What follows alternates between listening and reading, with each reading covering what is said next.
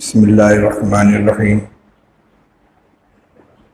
الحمد للہ رب العالمین والصلاة والسلام علی سید الانبیاء والمرسلین سیدنا و نبینا و مولانا محمد وعلی آلہ و اصحابہ اجمعین. اما بعد اعوذ باللہ من الشیطان الرجیم. بسم اللہ الرحمن الرحیم. وبشر الصابرین الذین اذا اصابتهم مصیبۃ قالوا انا للہ وانا الیہ راجعون اولئک علیہم صلوات من ربہم ورحمہ واولئک هم المہتدون. صدق اللہ العلی العظیم. بزرگان محترم، عزیز اور بھائیوں، آج جو حادثہ پیش آیا ہے آپ سب حضرات کے علم میں ہے. ہم سب کے بزرگ سرپرست حضرت مولانا قاری سید محمد عثمان صاحب، صدر جمعیت علماء ہند اور معاون محتمم دارالعلوم دیوبند ہم سے رخصت ہو گئے. تقریباً 1 ماہ سے علالت کا شکار تھے. درمیان میں کبھی صحت یابی کی امید افزا اطلاع آتی تھی، کبھی بیماری میں اضافے کی خبر ملتی تھی. اسی امید و بیم کے اندر ان کو میدانتا ہسپتال گڑگاؤں میں داخل کیا گیا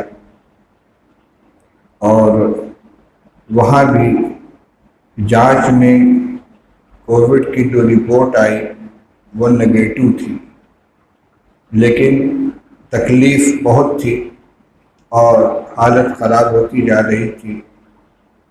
رات 2:30 بجے ڈاکٹروں نے یہ فیصلہ کیا کہ ان کو اب وینٹیلیٹر پر رکھنا چاہیے. حضرت مولانا محمود صاحب دہلی سے پہنچے، مشورہ ہوا. حضرت قاری صاحب کے صاحبزادگان مولانا مفتی محمد سلمان صاحب، مولانا محمد عفان صاحب موجود تھے. طے یہ ہوا کہ جب اس کے بغیر کوئی چارہ کار ہی نہیں ہے تو پھر وینٹیلیٹر پر دے دیا جائے. لیکن حالت میں کوئی سدھار نہیں ہوا اور صبح کو یہ فیصلہ ہوا کہ علاج دوا کے ذریعے ہو رہا ہے تو قاری صاحب کو یہاں سے ڈسچارج کرا کے دیوبند لے جایا جائے. یہ مشورے ہی ہو رہے تھے. 1:15 بجے حضرت انتقال فرما گئے. اور جیسا کہ ابھی آپ نے سنا، یہاں مسجدوں میں حضرت کی صحت کے لیے دعائیں ہو رہی تھیں اور وہ اپنے مالک حقیقی کی خدمت میں روانہ ہو چکے تھے. ادھر ملک اور ملت کے بہت سے اکابر، بہت سے علماء، قائدین، مشائخ، ذمہ داران، دارالعلوم دیوبند کے اساتذہ رخصت ہوئے، جو ایک اجتماعی خسارہ ہے ملت کا. لیکن ہر فرد کے اندر کچھ خصوصیات ہوتی ہیں. حضرت مولانا قاری سید محمد عثمان صاحب رحمۃ اللہ علیہ بیک وقت جتنی خوبیوں اور جتنی خدمات کے مالک تھے، ایسی شخصیتیں بہت کم نظر آتی ہیں. عہدوں کے اعتبار سے وہ امیر الہند تھے، امارت شرعیہ ہند کے سربراہ اعلیٰ تھے اور امارت شرعیہ کے ناظم مولانا معز الدین صاحب کے انتقال کے بعد سے حضرت قاری صاحب بہت فکر مند تھے. ان کی جگہ کسی فرد کے انتخاب کے لیے کئی مرتبہ کچھ فضلاء کو بلایا، ان سے گفتگو کی، ان کا انٹرویو لیا.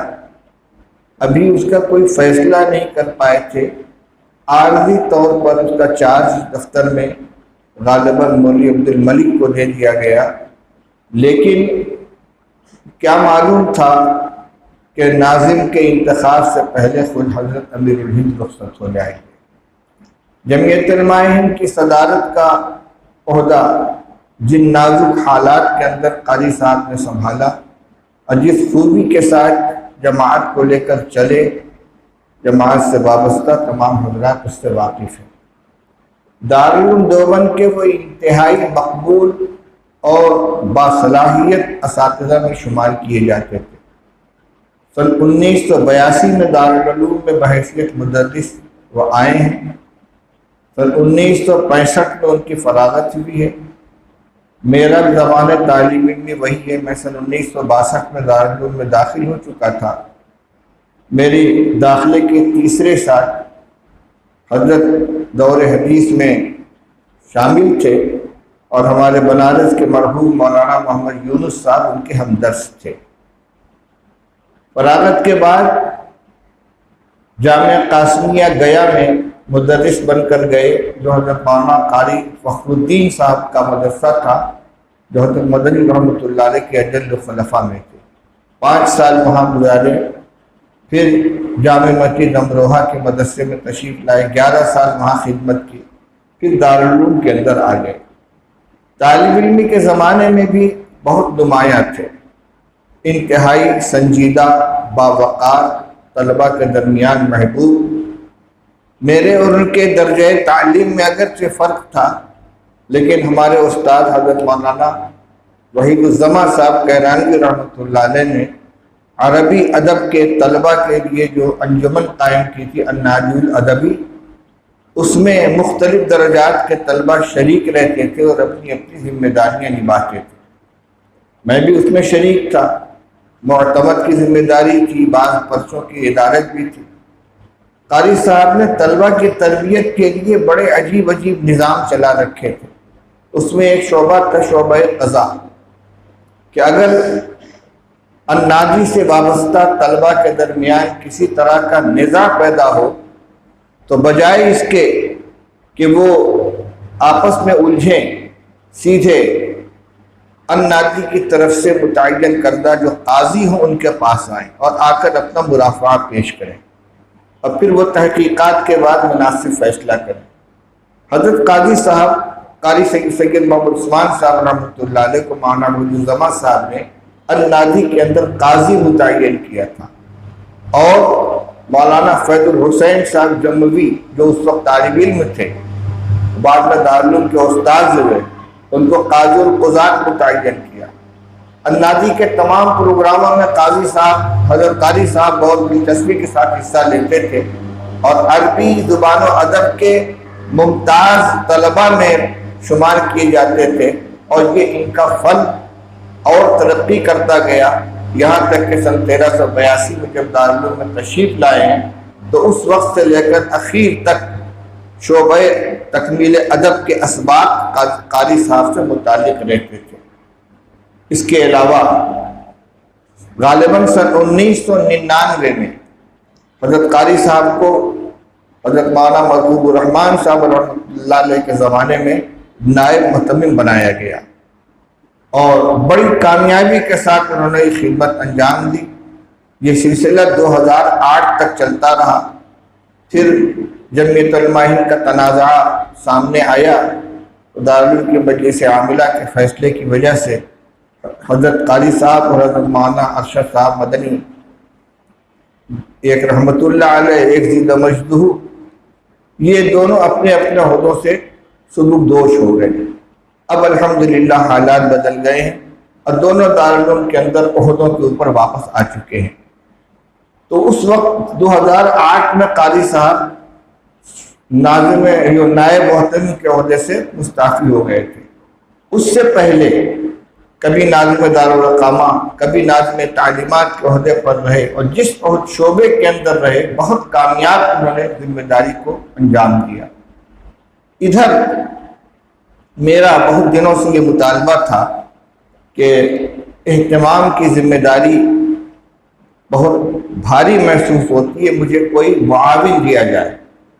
اس سال جب بخاری شریف کا سبق مجھ سے متعلق ہوا تو میں نے اس شرط کے ساتھ اس کو قبول کیا کہ مجھے مضبوط معاون چاہیے، اور نام پیش کیا میں نے حضرت قاری صاحب کا، کیونکہ ان کو طویل تجربہ تھا، پھر ان کی شرافت نفس، ان کی سوجھ بوجھ، ان کی اصول پسندی، اس نے ان کو نمایاں کیا تھا۔ مجلس شورا کا شکر گزار ہوں کہ اس درخواست کو قبول کیا گیا، اور قاری صاحب کے پاس یہ سفر سن 1442 جو سال چل رہا ہے، سفر سن 1442 کی شورا میں یہ تجویز منظور ہوئی ہے، اور جس وقت یہ تجویز لکھ کر حضرت قاری صاحب کے پاس پہنچی ہے، اگلے دن دفتر میں آ کر اس طرح اپنی جگہ پر بیٹھ گئے جیسے درمیان میں کوئی انقطاع رہا ہی نہ ہو، آتے ہی فوراً کام شروع کر دیا اسی رفتار کے ساتھ۔ بیٹھے، بھائی فلاں دفتر سے ملازمین کا رجسٹر حاضری لے آؤ، منگوایا ہے، دیکھا، ذرا دیکھو وہاں کون کون موجود ہے۔ ایک کھلبلی سی مچ گئی۔ عام طور پر دفتر اہتمام کے اندر ہم لوگ نائب محتممین اور ہم لوگ تھوڑی تاخیر سے پہنچتے ہیں، کیونکہ کاغذات جو آتے ہیں دستخط کے لیے دیر میں آتے ہیں۔ قاری صاحب نے معمول یہ بنا لیا کہ پہلا گھنٹہ لگتے ہی دفتر اہتمام میں سب سے پہلے پہنچ جاتے تھے۔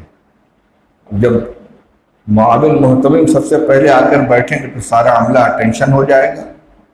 1 گھنٹہ 1.5 گھنٹہ بیٹھنے کے بعد پھر جاتے تھے، پھر چوتھے گھنٹے میں آ کر بیٹھتے تھے۔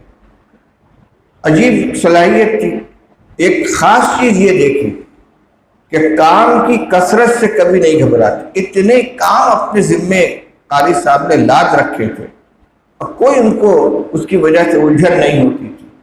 نئے نئے کام تعمیر و ترقی کے، علمی ترقی کے، خود اس کی پیشکش کرتے تھے، اس کی ذمہ داری سنبھالتے تھے۔ ادھر جو لاک ڈاؤن کی وجہ سے تعلیمی سلسلہ منقطع رہا، قاری صاحب نے اور حضرت مولانا سید ارشد صاحب مدنی دامت برکاتہم نے یہ کہا کہ بھائی اساتذہ کرام سے کچھ علمی کام لینا چاہیے۔ چنانچہ اس سلسلے میں دارالعلوم کے دفتر اہتمام میں تمام اساتذہ کی ایک میٹنگ بلائی گئی، اور اس میں 3 کمیٹیاں بنی۔ ایک کمیٹی بنائی گئی اصلاح معاشرہ کے نام سے، جس کا کام یہ تھا کہ دیوبند اور اطراف کی تمام مساجد میں وہاں کے ذمہ داران سے رابطہ کر کے ہفتے کا کوئی دن اور کوئی نماز کا وقت متعین کر کے طے کر کے اس میں جائیں اور وہاں بیان کریں۔ بیان کے لیے ایک تو جو معاشرے میں پھیلی ہوئی خرابیاں ہیں ان کی نشاندہی اور ان کی اصلاح، دوسرے درس قرآن، جو لوگ قرآن پڑھے ہوئے نہیں ہیں ان کو قرآن پڑھانا، تیسرے تصحیح قرآن، جو بچپن کے پڑھے ہوئے ہیں قرآن صحیح نہیں اس کو ٹھیک کرانا، چوتھے درس حدیث، ہفتے میں کسی دن حدیث پاک کا ترجمہ اور اس کی تشریح، پانچویں بیان مسائل، جو ضروری مسائل ہیں وہ لوگوں کے درمیان بیان کیے جائیں۔ اس کے لیے ایک کمیٹی بنائی گئی، اس کا نام رکھا گیا اصلاح معاشرہ کمیٹی۔ قاری صاحب خود اس کے سرپرست بنے اور پھر لگ گئے اس میں۔ دیوبند کے اندر 120 مساجد ہیں، ان کو 3 حصوں میں تقسیم کر کے 3 دن مہمان خانے میں ان متولیان کو بلا کر ان کی میٹنگ کی گئی اور ان کے سامنے پروگرام رکھا گیا۔ ان کے مطالبے پر ہر جگہ کے لیے اساتذہ کرام کو متعین کیا گیا، یہ سلسلہ چل پڑا۔ دوسری کمیٹی بنی تحقیق و تالیف کمیٹی کہ ان اساتذہ کرام سے دینی اور اصلاحی عنوانات کے اوپر نئی کتابیں مرتب کرائی جائیں، اور ہمارے اکابر کی جو تصنیفات قدیم زمانے میں تباہ ہوئی تھی اور اب ناپید ہو گئی ہیں ان کو نئے زمانے کے اعتبار سے ایڈٹ کر کے ان کو شائع کرایا جائے۔ اس کام کے لیے جو کمیٹی بنائی گئی اس کے سرپرست بھی حضرت قاری صاحب بنے اور بڑی دلچسپی کے ساتھ اس کام کو شروع کرایا، اور اب تک اس کی تقریباً 6-7 میٹنگیں ہو چکی تھیں، جس میں جتنا کام ہوتا تھا اس کا جائزہ لیا جاتا تھا۔ جو کام مکمل ہو کر آیا اس کو کسی دوسرے استاذ کے حوالے کیا کہ آپ اس کے پر نظر ثانی کر لیجیے، ہر چیز کو براہ راست بطور وہ دیکھ کر فیصلہ کرتے تھے، روا روی کے اندر یا سرسری طور سے نہیں۔ تیسری کمیٹی بنی کتب خانے کی ترتیب نو کے لیے کہ وہاں کتابوں کو مرتب کیا جائے۔ پرانے زمانے کا رشتہ چلا آ رہا ہے جس میں ساری کتابیں ایک ساتھ درج ہیں، درسی غیر درسی کو الگ کیا جائے۔ یہ سارے کام حضرت قاری صاحب کے ذہن کی اپج تھی اور سب کو انہوں نے انجام دیا۔ اسی طرح دارالعلوم کی شورا نے یہ تجویز منظور کی تھی کہ دیوبند میں دارالعلوم کی طرف سے جو مکاتب قائم ہیں، شہر میں اور اطراف میں جائزہ لے کر نئے مکاتب قائم کیے جائیں۔ تجویز پڑی ہوئی تھی، قاری صاحب نے آنے کے بعد فوراً اس کو زندہ کیا، جو نگران مکاتب تھے ان کو بلایا، اور ہمارے شورا کے ممبر حضرت سید انظر حسین صاحب رکن شورا کو بھی شامل کیا، دفتر تعلیمات کو متوجہ کیا اور جگہ جگہ بھیج کر جائزہ لیا، درخواستیں دی اور 4-5 نئے مکاتب قائم کر کے اور پھر وہاں مدرسین رکھے۔ پہلے سے دفتر تحفظ ختم نبوت جب دارالعلوم میں قادیانیت کے فتنے کو کچلنے کے لیے، اس کا مقابلہ کرنے کے لیے عالمی تحفظ ختم نبوت کا اجلاس ہوا اور مجلس تحفظ ختم نبوت قائم کی گئی، اس کے سیکریٹری ناظم بنائے گئے تھے حضرت مولانا قاری محمد عثمان صاحب، اور ناظم اعلیٰ بنائے گئے تھے حضرت مولانا مفتی سعید احمد صاحب، اور دارالعلوم کا محتمم اس کا صدر ہوا کرتا تھا۔ اس وقت سے انہوں نے اس خدمت کو سنبھالا اور اس کی وہ روح رواں تھے۔ ایک مولانا قاری سید محمد عثمان صاحب، دوسرے نائب ناظم مولانا شاہ عالم صاحب گورکھپوری، ان دونوں نے مل کر ماشاءاللہ بہت کام کیا، پورے ملک کے اندر مجلسیں قائم کی، اور اسی طرح شیخ الہند اکیڈمی اس اور شعبہ مکاتب اسلامیہ بیرون دیوبند، یعنی پورے ملک کے اندر جہاں جہاں ارتداد و قادیانیت کے فتنے تھے وہاں پر مکاتب قائم کرنا، اساتذہ کو بھیج کر ان کی نگرانی کرنا، اس شعبے کے بھی سربراہ قاری صاحب کو میں نے چند کام شمار کرایا ہے آپ کے سامنے۔ اس کے علاوہ الناجل ادبی کے طلبہ کی نگرانی، مدنی دارالمطالعہ کی سرپرستی، اور جو طلبہ کے اپنے ذاتی معاملات ہوتے ان سب کو دیکھنا، بے شمار کام، اور ہر کام کو وہ تفصیل کے ساتھ دیکھتے تھے، ایک ایک جز کو دیکھ کر۔ خاص بات یہ تھی اصول پسندی، اصول کے خلاف کوئی کام ان کو منظور نہیں تھا، کیونکہ حضرت مولانا مرغوب الرحمان صاحب رحمۃ اللہ علیہ کے ساتھ ایک لمبے عرصے تک کام کر چکے تھے، اس لیے ضابطوں سے اور معمولات سے بھی، تعامل سے بھی واقف تھے۔ جتنا سہارا مجھ کو حضرت قاری صاحب کے دفتر اہتمام میں آ جانے سے ملا، اور ایسا محسوس ہوا کہ میرا بوجھ تقریباً ہلکا ہو گیا قاری صاحب کے جانے کے بعد، پھر وہی صورتحال لوٹ آئی۔ لیکن بہرحال ہمارے معاونین، نائب محتممین حضرت مولانا عبدالخالق صاحب مدراسی، حضرت مولانا عبدالخالق صاحب سنبھلی پہلے سے موجود تھے، معاون محتمم کا عہدہ ختم ہو گیا، یہ دونوں حضرات پہلے سے کام کر رہے تھے، اور اس وقت مولانا عبدالخالق صاحب مدراسی دارالعلوم کے اندر قائم مقام محتمم کے اعتب کی حیثیت سے خدمت انجام دے رہے ہیں۔ اور عجیب بات ہے، دارالعلوم کے کارگزار محتمم مولانا غلام رسول خاموش صاحب کا انتقال ہوا، اور حضرت مولانا مرغوب الرحمان صاحب محتمم مستقل بیمار ہو کر وطن تشریف لے گئے۔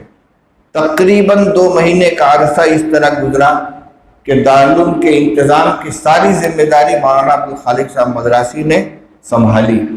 اس وقت صورتحال تقریباً وہی ہو گئی، قاری صاحب معاون محتمم وفات پا چکے ہیں، میں وطن آیا ہوا ہوں اور طبیعت بھی ٹھیک نہیں ہو، معلوم نہیں کتنی دیر میری واپسی ہوگی۔ اس وقت پوری ذمہ داری کے ساتھ مولانا مدراسی صاحب اس خدمت کو انجام دے رہے ہیں۔ اللہ تعالیٰ ان کے مولانا مدراسی صاحب، حضرت مولانا ارشد صاحب، مولانا رحمت اللہ صاحب، مولانا قمر الدین صاحب اور جو اساتذہ کرام وہاں رہ گئے ہیں ان کی حفاظت فرمائے، ان کو صحت عطا فرمائے۔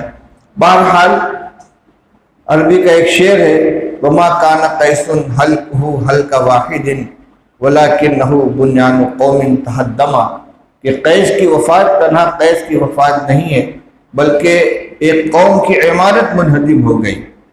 تو اب یہ ایک فرد جتنے کام کو سنبھالے ہوئے تھا، جتنی ذمہ داریاں اپنے اوپر اٹھائے ہوئے تھا، اس فرد کے جانے سے وہ سارے کام متاثر ہوئے ہیں۔